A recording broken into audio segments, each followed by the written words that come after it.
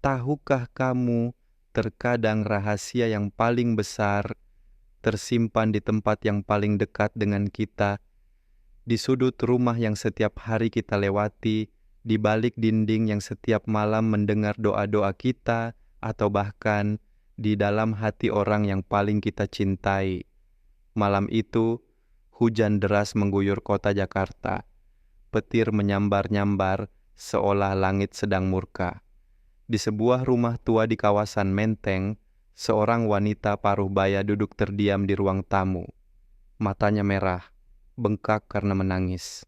Di tangannya, sebuah surat yang sudah kumal, basah karena air mata yang tak henti mengalir. Namanya Sari, 52 tahun. Selama ini, dia dikenal sebagai istri yang sempurna, ibu yang penyayang, dan wanita yang kuat. Tapi malam itu semuanya berubah, karena surat yang dipegangnya adalah sebuah surat yang akan menghancurkan segalanya. Surat itu datang dari seseorang yang sudah 25 tahun tidak pernah dia temui. Seseorang yang dia kira sudah mati. Seseorang yang adalah cinta pertamanya. Sari menatap foto keluarganya yang terpajang di dinding. Suaminya Bambang, seorang pengusaha sukses yang telah menikah dengannya selama 23 tahun. Anak-anaknya, Dinda yang baru lulus kuliah, dan Reza yang masih SMA. Keluarga yang harmonis, sempurna di mata orang lain. Tapi kenapa hatinya terasa kosong? Flashback ke 25 tahun yang lalu. Sari masih gadis muda berusia 27 tahun, fresh graduate yang bekerja di sebuah perusahaan kecil. Dia jatuh cinta pada Adi, anak tukang becak yang berjuang keras untuk kuliah sambil bekerja. Cinta mereka begitu tulus, begitu polos, tidak mengenal perbedaan status. Tapi keluarga Sari yang berasal dari kalangan menengah atas tidak bisa menerima. Ayahnya yang keras kepala melarang hubungan mereka. Sari, kamu ini sudah gila. Mau diapain masa depanmu kalau kamu menikah dengan anak tukang becak? Mau makan apa? Mau tinggal di mana? Pertengkaran demi pertengkaran terjadi. Hingga suatu hari, ayah Sari mengancam akan memutus hubungan dengan putrinya jika dia tetap bersikeras dengan Adi. Pilih keluarga atau cowok itu. Dengan hati yang hancur berkeping-keping, Sari memilih keluarga. Dia meninggalkan Adi tanpa penjelasan. Pergi begitu saja, seperti angin yang tidak meninggalkan jejak. Adi mencarinya kemana-mana, tapi Sari sudah menghilang seperti ditelan bumi. 2 tahun kemudian, Sari menikah dengan Bambang, pilihan ayahnya. Bambang yang kaya, mapan, dan bisa memberikan kehidupan yang layak. Sari mengubur dalam-dalam perasaannya pada Adi. Dia berusaha mencintai Bambang, berusaha bahagia dengan kehidupan barunya. Dan selama 23 tahun, dia berhasil, atau setidaknya dia pikir dia berhasil. Surat itu, surat dari Adi, setelah 25 tahun menghilang. Sari, aku tahu kamu sudah bahagia dengan keluarga barumu. Aku tidak bermaksud mengganggu hidupmu. Tapi, aku sakit, Sar. Dokter bilang aku hanya punya waktu beberapa bulan lagi. Sebelum aku pergi, aku ingin bertemu denganmu sekali lagi. Hanya sekali. Ada sesuatu yang harus kukatakan. Tangan Sari gemetar membaca surat itu. Di bagian bawah, ada alamat sebuah rumah sakit di daerah Depok dan nomor kamar rawat inap. Malam berlalu dengan gelisah. Pagi harinya, Bambang berangkat kerja seperti biasa. Dinda kuliah, Reza sekolah. Rumah menjadi sepi, hanya ada Sari dan kegelisahan yang menggerogoti jiwanya. Tanpa sadar, kakinya melangkah ke gudang belakang rumah. Di sana, tersimpan barang-barang lama yang sudah bertahun-tahun tidak disentuh. Dia membongkar kardus-kardus usang, mencari sesuatu, dan dia menemukannya. Sebuah kotak kecil berisi foto-foto lama. Foto dia dengan Adi. Foto mereka berdua di taman, di pantai, di warung kopi pinggir jalan. Senyuman mereka begitu tulus, mata mereka begitu berbinar-binar penuh cinta. Sari menangis melihat foto-foto itu, menangis untuk mimpi-mimpi yang harus dia kubur, untuk cinta yang harus dia korbankan, untuk kehidupan yang mungkin berbeda jika dia memilih dengan hati. Tiba-tiba, suara pintu terbuka. Bambang pulang lebih awal dari kantor. Dengan panik, Sari menyembunyikan foto-foto itu dan berusaha tenang. "Sayang, kamu kenapa? Matamu merah," tanya Bambang dengan perhatian. "Tidak apa-apa, cuma kena debu di gudang," bohong Sari. Tapi mata Bambang jeli. Dia melihat surat yang tergeletak di lantai, terlupa oleh Sari. Dengan curiga, dia mengambil dan membacanya. Wajahnya berubah, dari bingung menjadi marah. "Adi, siapa Adi ini, Sari? Kenapa dia nulis surat untuk kamu? Dan kenapa dia bilang masih mencintaimu?" Pertanyaan Bambang seperti halilintar di siang bolong. Sari terdiam, tidak tahu harus menjawab apa. Kebohongan selama 23 tahun akhirnya terkuak juga. "Jawab aku, Sari. Siapa Adi ini?" Air mata Sari mengalir deras. Dengan suara yang bergetar, dia menceritakan semuanya. Tentang masa lalunya, tentang Adi, tentang cinta yang harus dia korbankan demi keluarga. Bambang terdiam mendengar pengakuan istrinya. Hatinya hancur. Selama 23 tahun menikah, dia merasa mendapat cinta utuh dari Sari. Ternyata dia hanya mendapat sisa-sisa cinta yang sudah diberikan pada orang lain. "Jadi, selama ini kamu tidak pernah mencintaiku. Aku hanya pelarian kamu dari masa lalu." Suara Bambang parau, penuh luka. "Bukan begitu, Bang. Aku berusaha mencintaimu. Aku berusaha." "Berusaha? Cinta itu bukan usaha, Sari. Cinta itu tulus dari hati. Dan ternyata hatimu tidak pernah benar-benar untukku." Pertengkaran mereka semakin memanas. Dinda dan Reza yang baru pulang mendengar suara teriakan dari ruang tamu. Mereka berdua terdiam di depan pintu. Hati mereka hancur melihat kedua orang tua bertengkar dengan hebat. "Mama, Papa, kenapa?" Dinda menangis, tapi Bambang sudah terlalu marah. Dia mengambil koper, memasukkan beberapa pakaian. "Papa mau kemana?" Reza mencoba menahan ayahnya. "Papa perlu waktu untuk mikir. Papa tidak bisa tinggal di rumah ini dulu." Dan Bambang pergi, meninggalkan Sari dengan anak-anaknya yang bingung dan terluka. 2 hari berlalu. Rumah terasa begitu sunyi tanpa Bambang. Dinda dan Reza berusaha mencari tahu apa yang sebenarnya terjadi, tapi Sari tidak sanggup menjelaskan. Dia hanya bisa menangis, menyesal dengan keputusannya di masa lalu yang sekarang menghancurkan masa depannya.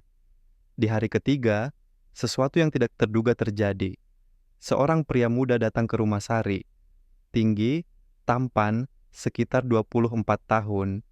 Ada sesuatu yang familiar dari wajahnya. "Permisi, saya mencari Ibu Sari," katanya sopan. "Saya Sari. Ada apa?" Pemuda itu tersenyum sedih. "Nama saya David, Bu. Saya anak dari Adi." Dunia Sari terasa runtuh. Adi punya anak, berarti dia sudah menikah. Bapak saya meninggal kemarin malam, Bu." Air mata Sari mengalir. Adi meninggal, tapi mereka belum sempat bertemu. Masih banyak yang ingin dia tanyakan, masih banyak yang ingin dia katakan. "Sebelum meninggal, Bapak menitipkan ini untuk Ibu." David menyerahkan sebuah amplop tebal. Dengan tangan gemetar, Sari membuka amplop itu. Di dalamnya ada surat panjang dan sebuah sertifikat kelahiran. Surat itu berbunyi, "Sari yang tercinta, jika kamu membaca surat ini, berarti aku sudah tiada. Aku tidak menyesal dengan kehidupanku, karena cinta kita pernah ada, dan itu sudah cukup bagiku. Tapi, ada satu rahasia yang harus kamu tahu. 25 tahun yang lalu, setelah kamu pergi, aku tidak tahu kalau kamu sedang hamil. Aku baru tahu setelah David lahir dan dititipkan di panti asuhan. Seseorang memberitahu bahwa ada bayi yang dititipkan dengan nama ibunya adalah Sari. Aku mencari dan menemukan David. Aku mengadopsinya dan membesarkannya sendiri. David adalah anak kita, Sari. Anak yang tidak pernah kamu tahu ada. Sekarang dia sudah dewasa, pintar, baik hati. Dia sangat mirip denganmu. Aku membesarkannya dengan penuh cinta, dan aku selalu bercerita tentang ibunya yang cantik, yang terpaksa meninggalkannya karena keadaan.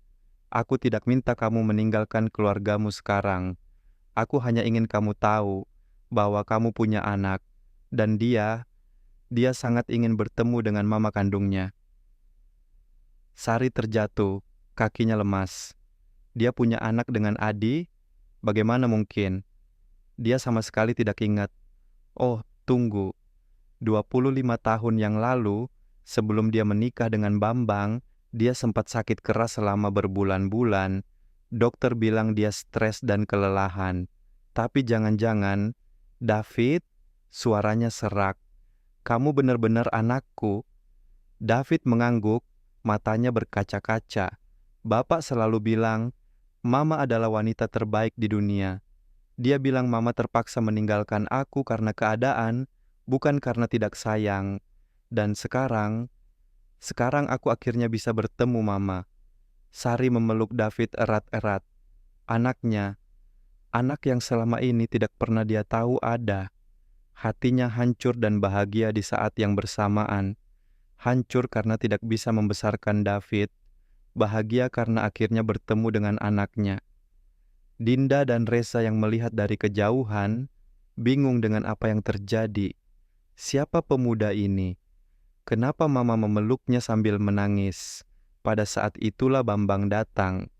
Dia bermaksud mengambil beberapa dokumen penting, tapi dia melihat pemandangan yang membuatnya bingung. Istrinya memeluk seorang pemuda asing sambil menangis. Sari, ini siapa? Tanya Bambang dengan suara dingin. Sari menoleh, matanya merah karena menangis. Kali ini, dia tidak akan berbohong lagi. Dia menceritakan semuanya. Tentang David, tentang rahasia yang baru dia ketahui, tentang anak yang selama ini tidak pernah dia tahu ada. Bambang terdiam lama. Dia menatap David, kemudian menatap Sari. Di matanya ada pergolakan emosi yang luar biasa. Marah, sakit hati, tapi juga pengertian. Jadi dia anak kamu dengan Adi.